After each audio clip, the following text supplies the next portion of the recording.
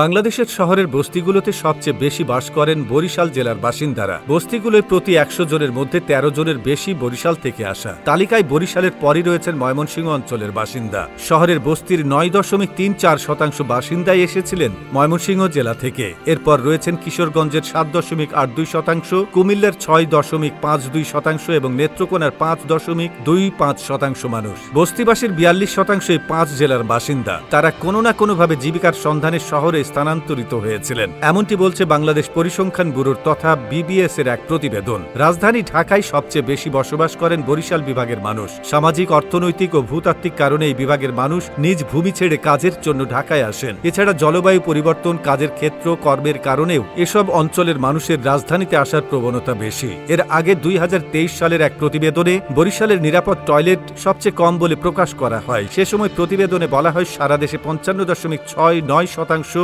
পরিবারের নিরাপদ টয়লেট বা শৌচাগার সুবিধা রয়েছে। এর মধ্যে সবচেয়ে কম ৩৭.৯২% রয়েছে বরিশাল বিভাগে। এই পরিসংখ্যানগুলো দেখে যে কেউ ধরে নিতে পারেন বরিশালের দরিদ্র জনগোষ্ঠী বেশি, কিন্তু বাস্তবতা কি বলছে চলুন জেনে নেওয়া যাক। ধান, নদী ও খাল, এই তীরে বরিশাল। জাতীয় কবি কাজী নজরুল ইসলামের ভাষায় বাংলার ভেনিস খ্যাত এই জেলার সৌন্দর্য এভাবেই ফুটে উঠেছে। দেশের খাদ্যশস্য ও মাছ উৎপাদনের অন্যতম উৎস বরিশাল। বাঙালির অনেক কীর্তি ও কৃতিত্বের সঙ্গে জড়িয়ে আছে বরিশালের নাম। মহান নেতা শেরে বাংলা একে ফজলুল হক, কবি সুফিয়া কামাল, কবি জীবনানন্দ দাশ, চারণ কবি মুকুন্দ দাস সহ আরো অনেক কীর্তিমান জন্ম নিয়েছেন বরিশালে। একটা সময় উন্নয়নের ছোঁয়া থেকে বঞ্চিত দক্ষিণাঞ্চল অর্থাৎ বরিশাল বিভাগ এখন অনেকটাই বদলে গিয়েছে। শিল্প, শিক্ষা, অর্থনীতি এবং রাজনীতিতে দেশের অন্য কোনো অঞ্চলের মানুষদের থেকে কম যান না বরিশালের বাসিন্দারা। বাংলাদেশের ইতিহাসের অন্যতম দুই মেগা প্রজেক্ট পদ্মা সেতু এবং পায়রা বন্দর গড়ে উঠেছে এই অঞ্চলকে কেন্দ্র করেই। ফলে এখানে বেড়েছে দেশি বিদেশি বিনিয়োগ। বন্দরকে কেন্দ্র করে আশেপাশের এলাকায় এখন